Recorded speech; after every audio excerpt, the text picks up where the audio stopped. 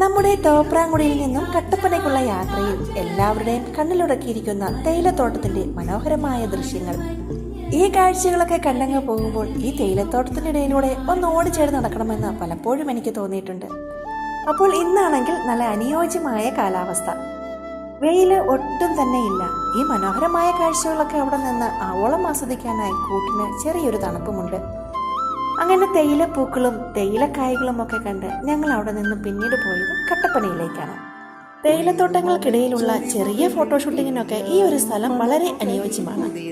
ഈ ഒരു തോട്ടത്തിന്റെ ഉടമസ്ഥനെ എനിക്ക് പരിചയമില്ല. അപ്പോൾ നിങ്ങൾ വരുമ്പോൾ പെർമിഷൻ എടുക്കാനായിട്ട് മറക്കരുത്. അവിടെ നിന്നും കുറച്ചുകൂടി മുമ്പോട്ട് പോയപ്പോഴതാ മനോഹരമായ ഇരട്ടയാർ സെന്റ് തോമസ് ദേവാലയം.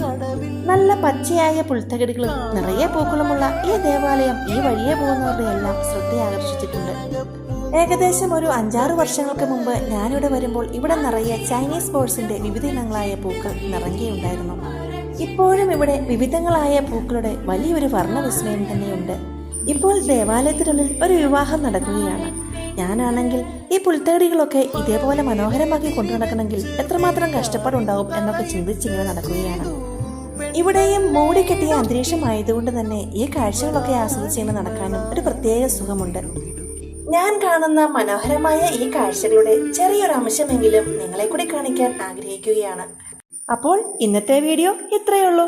മനോഹരവും വ്യത്യസ്തവുമായ മറ്റൊരു വീഡിയോയുമായി വീണ്ടും വരാം. Tata, bye bye.